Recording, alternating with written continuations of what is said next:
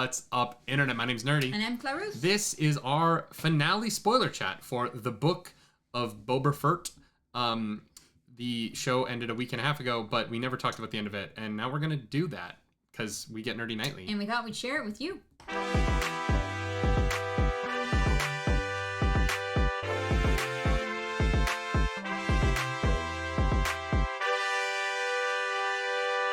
That is right. I am not wearing a Star Wars t-shirt like I like to do in our Star Wars videos, but I am wearing Star Wars sweatpants. That's what it says Star Wars on the knee. It's cool.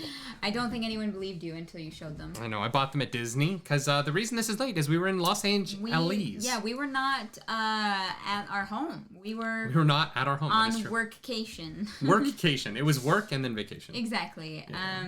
So half of each. Yeah, so we got to see.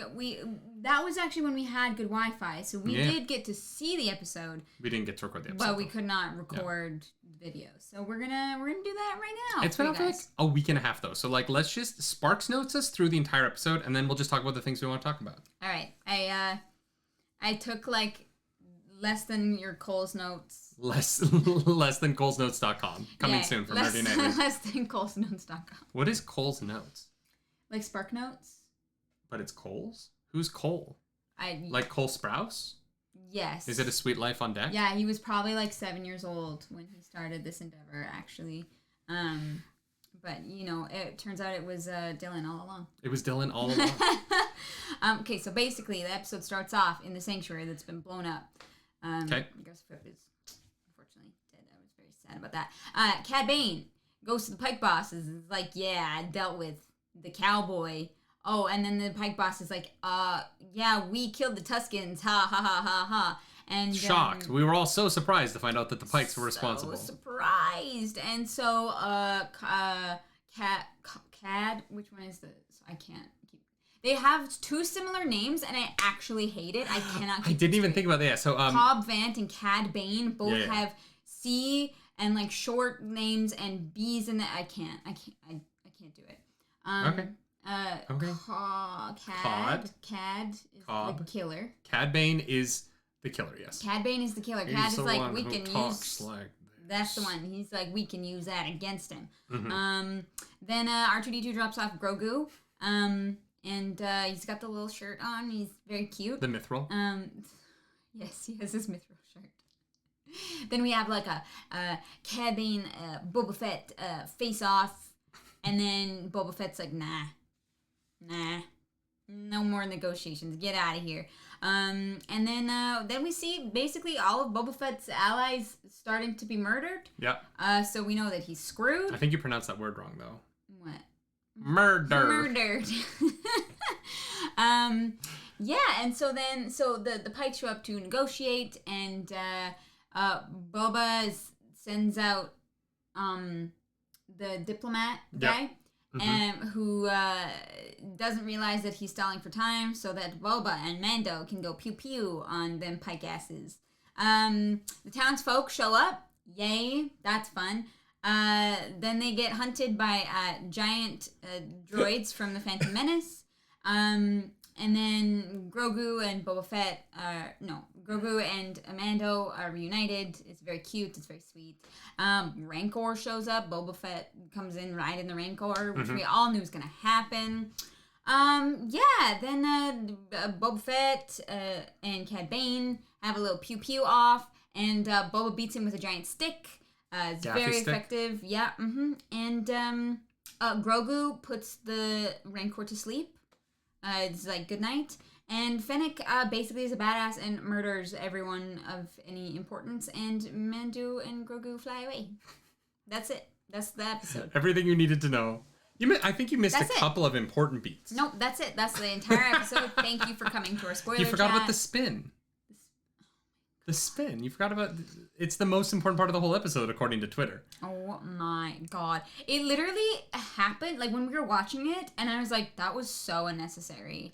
And apparently the rest of the world agrees with me. I'm not gonna lie, the first time we watched the episode, The spin, I didn't even care. It was so fast. I just didn't care. Like, there was just so much else going on. It wasn't fast. It was like a waste of like 3 seconds. Oh, sure. I just mean, like, in everything that was going on in this finale, the spin to me was just kind of like a flourish that I was like, okay, Robert Rodriguez. I don't, like, it wasn't until everyone got so, like, enamored with making fun of it that I was like, oh, this is gonna be a thing for like years. I was bothered. Like it's like the line from Rise of Skywalker when Poe says somehow Palpatine returned, and like I just like it's not that big a line, but god damn has it been blown out of proportion in just the dumbest way by people who are like, boy, it's the movie, not no, and like this is obviously different from that because like it is different. Well, but yeah, I think I think people would not have been so uppity about it if the cyborgs, what are they? The mods.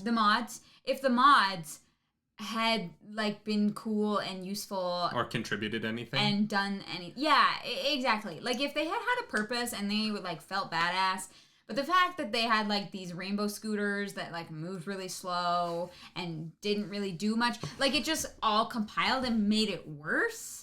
I liked Drash before we saw her in the show, right? Like when it was announced, when we saw the first photo, I really liked the character and I was excited to get more from her.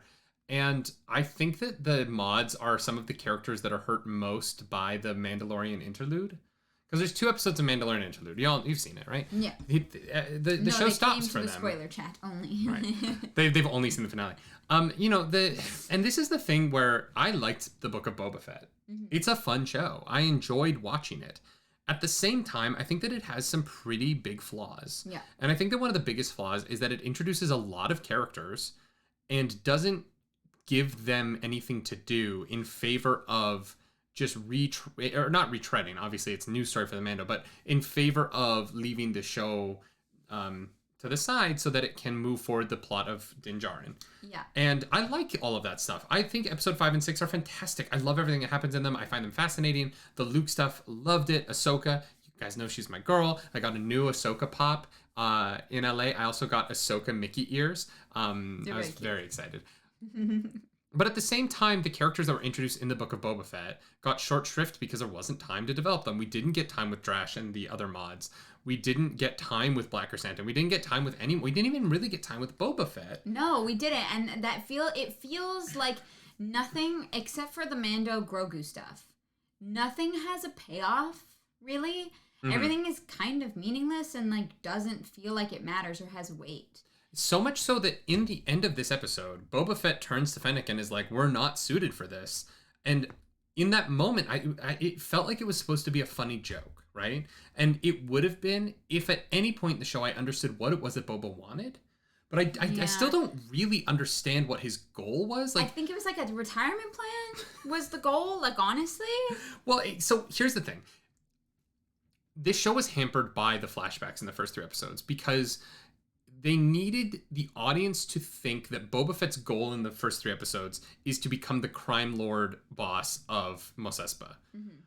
And then through the flashbacks with the Tuskens, we learned that, oh, that's not really who he is anymore. And so the present sequences were kind of lying to us about our protagonist because they needed us to not guess the end of the storytelling with the Tuskens yet.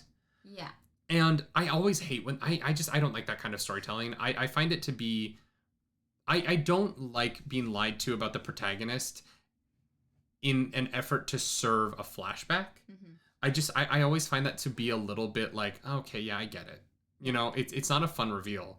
Whereas I feel like if they just spent like 2 episodes just with the Tuskens and then came to present day with us having this understanding about Boba Fett, it would have worked a little bit better for me. Yep. But we kept flashing to Mos Espa and I was like, what does he want? What's he doing? And we don't ever really find out, even so much that in the finale, he looks uncomfortable in his success. Yeah. And I think that part of that was just that I don't know what Boba Fett wants at the end of this. I don't know that he got what he wanted. He is now the ruler of Tatooine, I guess, and there aren't drugs on Tatooine. But in the first however many episodes, I didn't even realize drugs were the problem. No.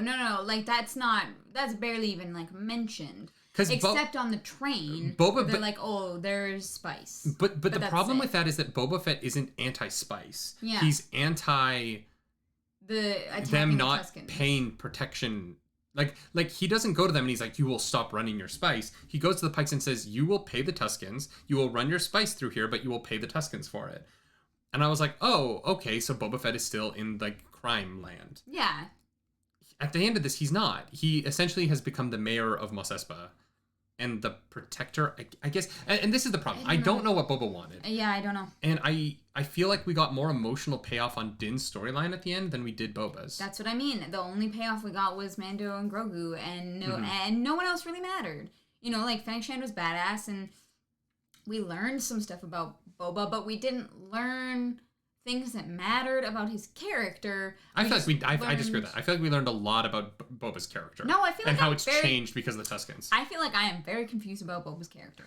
In what way? For the reasons that you just said. It was, I'm with the Tuskens, you're going to pay to go through their place, you can run your spice, and then it's, well, you can't run your spice, and then, like, I don't know what his goals are. I don't know why he's doing what he's doing. I know he's not as bad of a dude as he seems to be in Return of the Jedi. But, like, I don't, like... I feel like I understand a lot about him. I don't understand what he wants, and I don't understand where he wants to go from here. But I do understand where he is at. Like, I feel like that character, especially in the conversation that he has with Fennec in episode 4... where he talks about how he was tired of working for these people who don't have good plans, who are going to get him killed. Like, I feel like I understand that perspective on him. Yeah. Well, yeah, he doesn't really have much of a plan either, but at least it's his not plan rather than Darth Vader's not plan. Yeah, it's tough. It is tough because there's so many pieces in this show that I really loved, right? Like the Scorpa tech droids, I think they're called, were dope. And watching Rancor versus Mecha Rancor in the streets of Mos Espa, incredible. But Boba Fett riding the Rancor, really cool. It felt like unearned because I was like, we didn't even get a scene with him, like, learning. Well, and part of my problem with that is that when I don't remember what his character's name is, but when Machete shows up and he's like, oh, you want to ride the Rancor? It's going to be a lot of hard work. It's going to be... I was like, oh, okay, we're going to get to see him, like, earn this? No, we saw zero hard work. Zero. We never see him interact with that Rancor again until he's on it and they're, fighting. And look, did I love when Boba Fett was like, do it, and the Rancor rips the thing apart? Yeah, it's rad. It was freaking fantastic. But it was a little bit shallow. It was hollow. The whole finale was a little shallow. Yeah. And like you said, it's kind of disappointing because there are lots of pieces that individually I love, and I love the idea of. It was not fit together very well. It felt clunky and unrealized in a lot of ways, and it felt like it was just like they were handling something that was like too big for them.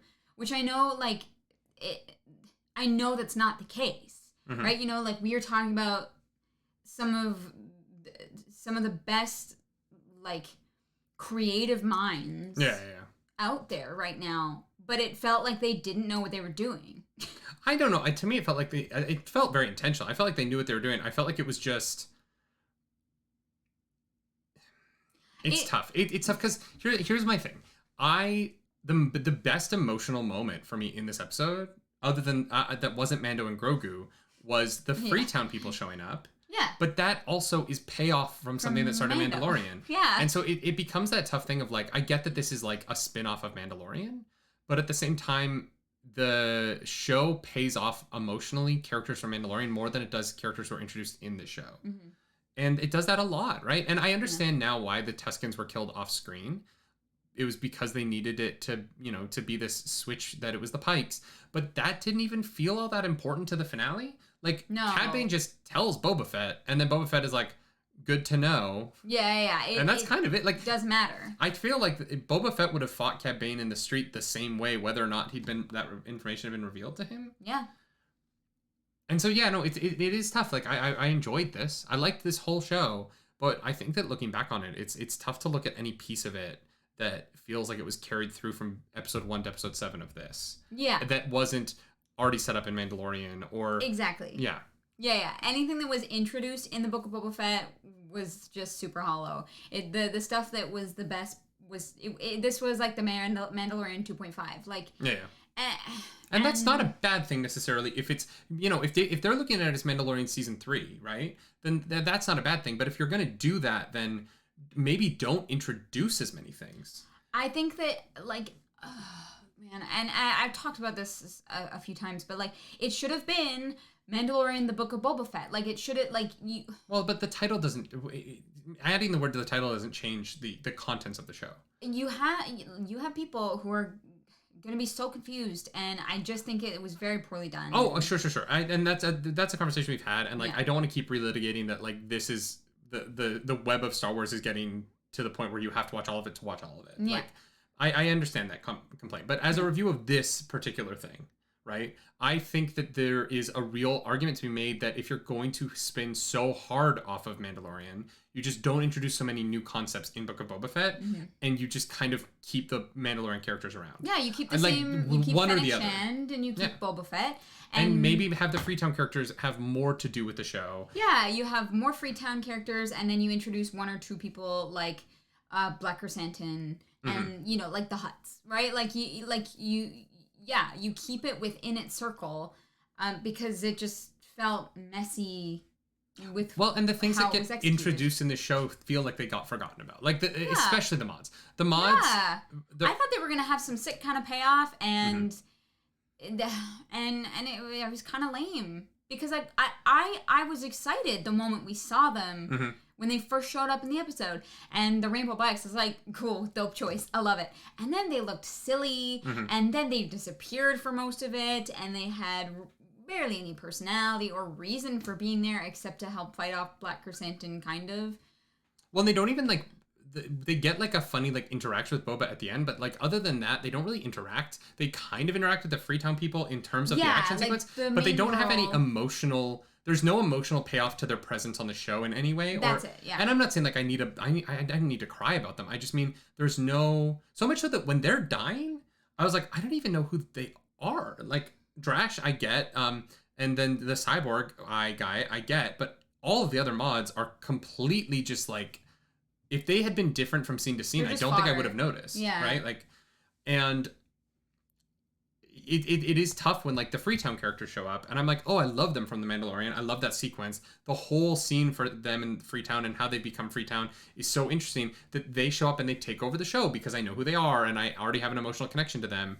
And The Mandalorian actually spent time introducing them as people and as a, like, concept that I feel like Boba Fett never really did. I feel like Black Chrysanthemum does get a lot in this episode that's really fun. Obviously he gets the moment where he throws the pike and then shoots him out of the air.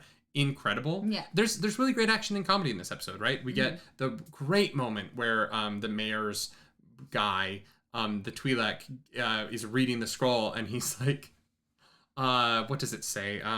Nothing. You get nothing. And I thought it was going to end there, but then he goes on, and I can't even remember what it is, but it's something like, the arid sands of Tatooine will flourish yet again with the moisture of your blood as I spill it on the sand, or something like that. It's like this weird poetry from Boba Fett that I guess Boba is just like a poet who can just come up with stuff off the dome. But I was like, that is the funniest, darkest threat. Yeah. Like, I'm literally gonna I'm gonna, like, fertilize the flowers of Tatooine with your blood. Like, Jesus. The Rancor stuff all looked really good. Rancor looked fantastic. Grogu, hilarious. Peli spitting that tooth out. Like, oh my god. And when the Twi'lek shows up, she, like, takes a second. She's into him. She, like, fully just is like, Get behind me, pretty. Well, and what I did appreciate about that is that early in the episode, that Pike makes the comment about his Liku. Yeah. That's disparaging and, you know, gross. Wait, I thought Ahsoka had Liku. Yeah, and so does the Twi'leks have the Liku as well. But they're different races. Yes. But their body parts are the same thing. Well, I mean, it's like how, like, I don't know, bears and wolves have paws, I guess. Okay. I don't know. Okay. I've heard them both called Liku. I might be wrong. I know for sure that the Twi'lek ones are called Liku. Yeah. Okay. And so, but I like that that Pike is, like, racist about them. Oh yeah. And then later Peli is, like, complimenting him on them, and I liked like the disparity of, like, those two things where Peli's like she's into him. Oh yeah. I have a feeling they'll be dating in whatever Mandalorian season 3 or whatever. Yeah, you think he's gonna, like, come work at her, like, starship shop? I have no idea. I don't know. I could see her moving into like the hangar of Boba Fett's palace. I guess it's Boba Fett's now, but his palace, and being the like mechanic and I could see them kind of centering things around the daimyo's palace where Boba Fett is now ruling, and so she gets to move up in the world a little bit out of that into a new spot. Okay, yeah. That would be fun. Yeah. Yeah, I don't really so are we getting a Boba Fett season 2, do you know? Not yet. I have not heard. Not heard. Okay, I have not heard either. Just wondered if you. I don't know what you would do, right? Like I don't know what the like goal of it would be either. I would be more. I think it's more likely that we'll see Boba Fett and Fennec show up in the Mandalorian. Do you think like since Mando got like 2 episodes, then Boba's gonna get to take 2 episodes? No. I don't. No.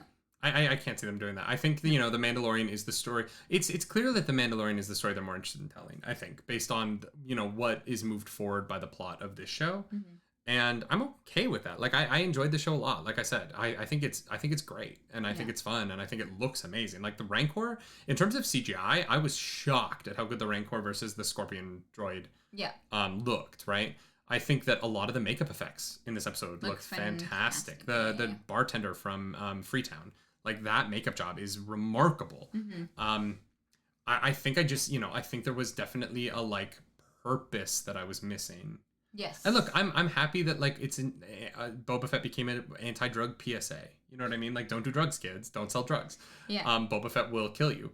And honestly, at the end of the day, the most important part of the whole episode to me was the Cad Bane versus Boba Fett interaction. And that's where I think that we see the most about Boba Fett and how he's changed, right? Because Cad Bane represents Boba Fett if he had, not before, but like who he would have become if he had stayed on the lonely path. You know what I mean? Like Cad Bane represents the potential Boba had if he had never learned the lesson of bringing people around him. And if he had stayed the cold-blooded, solo, I'm just going to like always look out for myself murderer. That I think a lot of people wanted from the show. I think there are a lot of people who are disappointed that Boba Fett has changed, right? Yeah. I'm not. I like that Boba Fett has grown, and I like that he is now, he learned the lesson that Cad Bane never learned. And so Cad Bane dies alone in the sand with the bounty hunter that he once mentored, whereas Boba Fett is surrounded by people handing him melons, and like there is a huge but that is what the story is about, right? At the end of the day, what this show is about is that it just didn't feel like that was Boba Fett's goal at any point, and so it feels weird that that's the ending, even though it is I think a suitable transition for this character to go from human bounty hunter who is aging and doesn't necessarily have it with him anymore to this kind of like prosperous mayor of this small town on a desert planet that he really cares about for some reason. Do you think he's gonna stay? Yeah, I do. Okay, because he turns Fennec and he's like, yeah, we're not like suited for this. So I was wondering if you. But then she says, "But then who else?"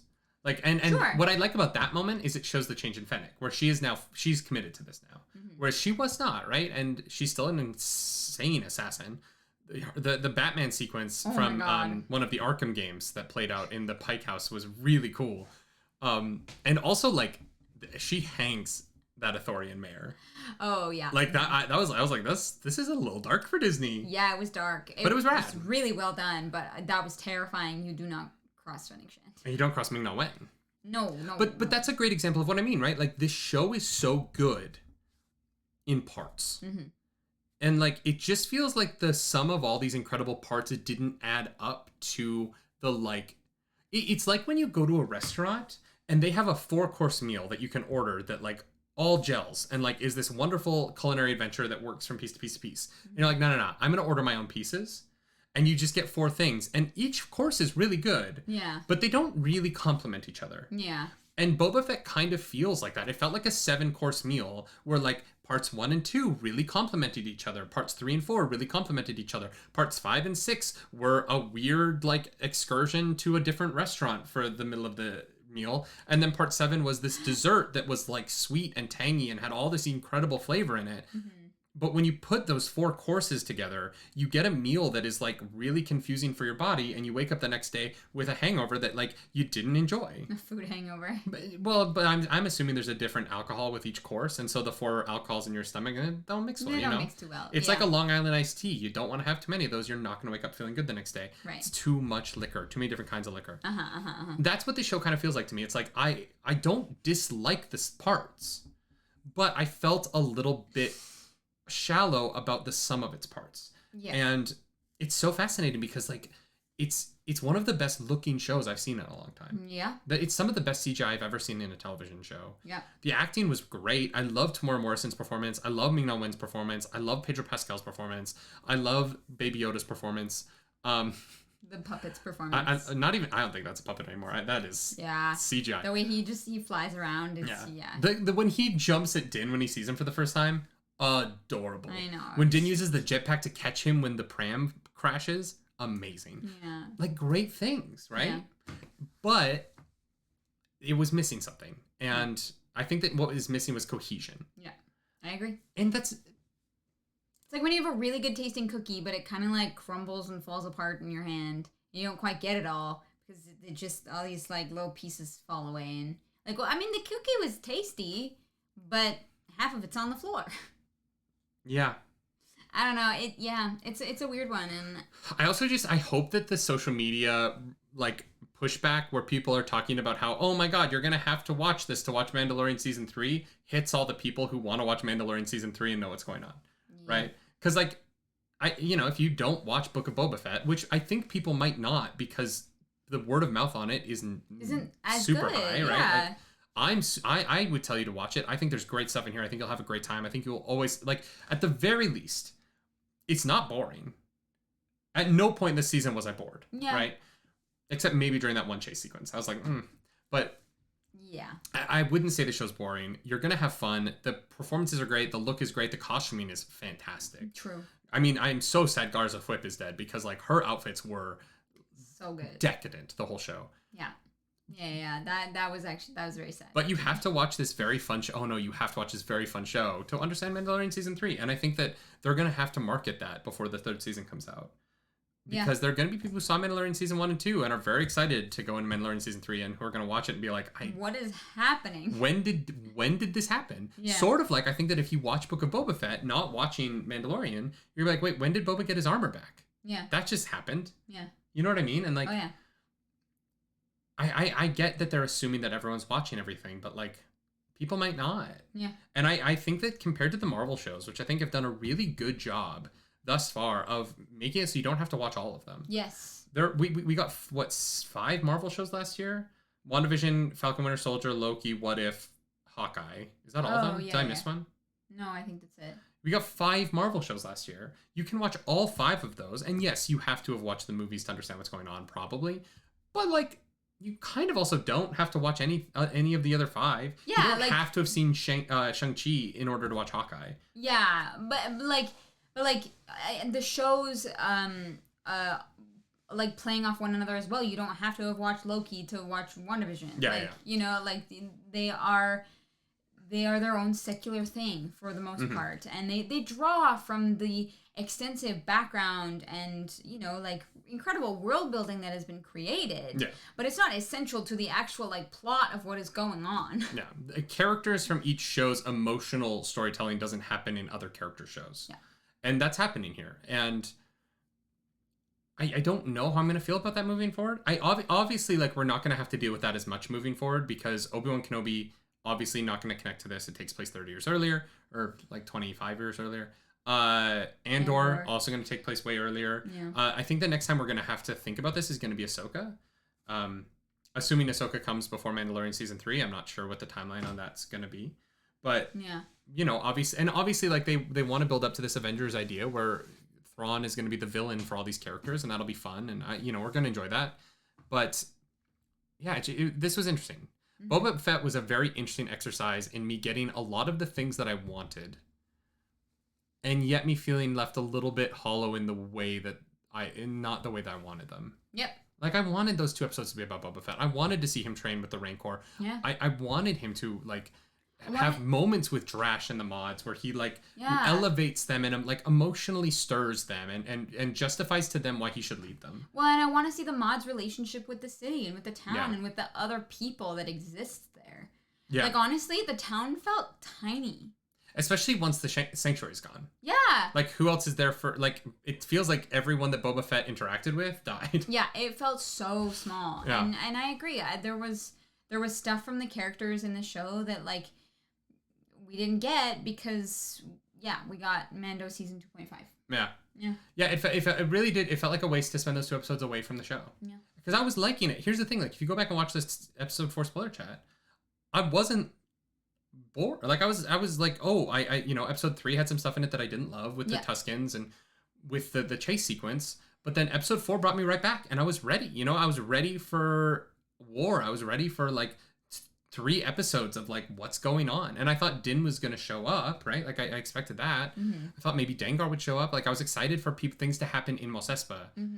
And the next time we see Mos Espa is this, like, all-out... Well, is obviously the blowing up of Sanctuary at the end of episode 6. But it's just kind of the end. And we kind of got, like... We skipped from, okay, we need muscle, to Boba Fett never has to go get muscle. Yeah. Fennec does. Yeah. Din goes and gets muscle for Boba Fett. But what's weird is that, like, Boba Fett's like, we need to go get muscle. And then Boba doesn't do anything. Black Chrysanthemum. No, that's before the conversation where he says we need more muscle. Oh. That's, like, literally... But, like, the next conversation after that one is Boba Fett saying, we need to go get ready for this. Right. We never see Boba Fett do anything to get ready for the final battle. Fennec does all of it. Fennec is giving the spiel in episode 6 where Boba's standing there not talking. Like, we never see Boba Fett make actions that benefit him in the final battle except for hiring the mods and hiring Black Chrysanthemum. Yeah. The Freetown people who are so vital to the final fight, that's all Din, right? And so, I think that part of the reason why it feels hollow is that our protagonist wasn't actively a part of the heading into the final battle. Yeah. He was a spectator as the people that he had around him, which you could argue like that was his earlier actions paying off later on. That's fine, but like those actions had already been done episodes or seasons earlier. Mm-hmm. Give me my protagonist actively doing anything. And I think that if we had seen him train with the Rancor, or we had seen him motivate Drash, or we had seen, if we had seen him do those things, I think that it would have paid off better for the audience. Yep. And I think that, we're not alone in this. If everyone else was loving it and you and I were the two people being like, this was kind of weird, I would be like, what did I miss? Mm-hmm. You know what I mean? Like, I would be sitting here like, what is it that you and I did not catch on to that everyone else seemed to? Mm-hmm. Whereas I feel like the general consensus from what I've read online and from what I've listened to, and obviously there are some places that are just over the moon about it, and I'm happy for those people. I'm glad it worked for them on that level. The majority of the consensus I see is like, wow, the individual parts rocked, and the overall is kind of weird. Yeah. And so I don't feel alone, which is nice. Yeah. I think they're gonna have some work to do moving forward for sure for these characters, just because it feels disjointed. And I know that there are gonna be a lot of people who this was not the Boba Fett story that they wanted. Well, I mean, that was the case from the first episode. Like, there are people who are never happy with the show. Oh, for sure. And there are people who are never happy with anything. But like, yeah, I don't think there's a Boba Fett season 2. I think that this was literally like the 0.5 in between Mando season 2 and 3. Mm-hmm. And I hope we get to see Boba and Fennec in Mando season 3. Yeah, I mean, like a little bit. I hope that they show up and we kind of like check in with what's going on with them, because like I do care. I do want to know. Well, but we're going to, and here's why we're going to, right? The tease at the end with Cobb Vanth in the back to tank, mm-hmm. and the modifier there ready to like change him. Right. They're building up, and this is why they go to Mando here, right? They're building up that Mando is going to rebuild Mandalore, right? Like that's where all of this is headed, and Thrawn is going to stand in the way of that. He's going to be the big bad. Like the pathway forward makes sense. Ahsoka is going to bring Thrawn into this. It's all going to connect. Boba Fett, Fennec, Cobb Vanth, Ahsoka, Sabine, all of these characters are going to be with Din at the final battle that will reinstate Mandalore. And right. Grogu obviously will be there as well as a Mandalorian now. He's a foundling who chose to be Mandalorian. He's a Mandalorian now. Yeah. And so all these characters are going to come together to rebuild Mandalore, and I think that Mandalore is going to be far enough away from the First Order that's why they weren't there for that. Yeah. You know what I mean? Yeah. And I'm okay with that. I'm okay with that storytelling. I just think that a lot of the payoff of the things that I did like in this episode are going to be paid off later in other shows, and that's fine. Yeah, the things that I am most excited for moving forward from this finale are the Mando Grogu stuff. And Fennec Shand. She's just... Yeah, I mean, she's badass, but, like, she seems like she's fine. You know what I mean? Yeah, she's like, I just want more of her. And obviously, we'll get more of her. She's obviously going to be more in Bad Batch. There's no way they're only going to use her in one season of Bad Batch. Yeah. We're going to see more Fennec Shand. And you know what? We should. Ming-Na is so good. Yeah. She's fantastic. The thing coming out of the show is I'm more excited for more Fennec Shand than I am more Boba Fett. Yeah. Because I don't, like... I don't know. They have to, like, justify why Boba Fett leaves his seat now. Yeah, I don't... Yeah. He's kind of... he's, like, confined to Tatooine now, which is fine. But, you know, that's kind of his place now. Yeah. So what would you give the show, like, overall out of 10? That's tough. It's tough because there's things in it that are 10 out of 10, right? Like, there are absolutely 10 out of 10 moments. Give it a 7. Okay. I'd give it a 7. I liked it. I really enjoyed it. I would recommend watching it. I think that it has, like, structural flaws. Yeah.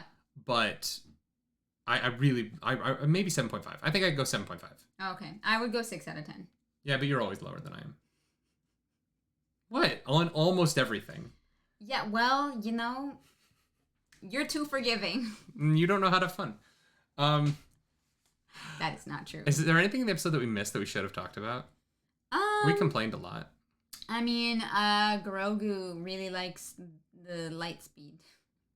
Oh yeah, it's so cute. There is going to be a Lego of that starship, so I'm gonna buy it. Oh yeah. It'll join our ships up you top can't of the see shelf. them. No, you can't. They're up. They're up there. They're way up there. That's the Razor Crest is right here, the Lego Razor Crest, and then this is the Kenner Millennium Falcon from my childhood because I'm a Star Wars nerd and I love this stuff. Freaking dork. And I love the show. You know what I mean? I think that in a rewatch, I'm gonna love it more. I think that I'm gonna like settle on the stuff that I was like iffy on. I don't love the show. I enjoyed the show. It was decent. That's fair. Yeah. And I think that I think that our two perspectives are pretty predominantly the perspectives. Like it's like, oh, I love the show, but I acknowledge it as structural flaws, or it didn't really work for me, but there's a lot of stuff in it I like. Or there's people who just like hate it, and I'm like, I'm sorry. And I always feel bad for those people. Art is so subjective, right? And there are gonna be people who just love the show and think it's perfect, and they're right? And that's what's so tough about this is that we're not really critics. We're not reviewing things. We're just talking about the things that we like. Yeah. And sometimes we like make reviews, but it's just we just want to talk about them because we love talking about them. Yeah. But like our opinions aren't wrong and our opinions aren't correct, but our opinions are right? Because they're just our opinions. Yeah. And that's okay. And if you loved this, I'm so glad you did. And if you hated it, I'm sorry that you did. You're right. And that's the tough thing, right? Yeah. And, you know, it's just about, we just like to talk about shit because we like to talk about shit. But, like, we're not, like, getting to, like, the correct answer. No. There is no answer. It's just, and that's what makes it so tough. And, like, I can't imagine making a Star Wars, right? Like, the idea of sitting down and being like, this matters to a good percentage of the population. How can I let down the fewest number of people? But that's what making entertainment at this level is, right? Yeah. It isn't about how can I make the best thing, because that doesn't exist. There is no like, how do I make the right product? It is how do I let down the fewest number of people so that as many people as possible can enjoy this. Yeah. And I think that for Dave Filoni and Jon Favreau, their answer to that is I am going to make something that I know I would love, and I think that they both love this show, and I'm happy that they do because I also love it. Do I think it could be better? Sure. Everything can be better. But except the Lord of the Rings trilogy. Well, yeah, that's fair. You know what? It can be better. And that's by putting in the extended editions and not the theatricals. I really don't like the theatrical cuts of those movies. Yeah. They're tough. The fact that Saruman doesn't die in the theatrical cut is like, it's so weird. I haven't seen the theatricals in so long that also missing the Boromir flashback into Two Towers it just doesn't make any sense. Oh my god, I know. Yeah. Anyways, not important. Doesn't matter. Or is that in Return of the King or is that in Two Towers? Return of the King. It's in Return of the King. Yeah. Because it's after you meet the Steward of Gondor. Yeah. Where was I going with that? Like what you like or hate what you hate. That's fine. But like be nice to people online. Yeah. And don't be a dick. I'm definitely gonna watch the show again. I'm gonna do a rewatch of this at some point. Okay. I don't know when. There's so much we need to watch. Moon Knight's coming. Yeah. Obi-Wan's coming. But you know what? We have time. There's not a lot of new stuff that's like shows that are coming out right away. As far as like spoiler chats go, it was kind of this and Peacemaker, and now we have a little bit of a break. So maybe you will have some time. Or are we forgetting about something? Or we're forgetting. Or we might do something for Vox Machina. Maybe. If we really want to lose subscribers, we'll do something for Vox Machina. Yeah. That's a tease for a video that might come in the future. If you like this video, like and subscribe to the channel. If you don't, we totally understand. Hit the dislike button. We can still see it, even if you can't. Leave me in comments down below. The algorithm god is hungry. We must feed her. So just engage somehow.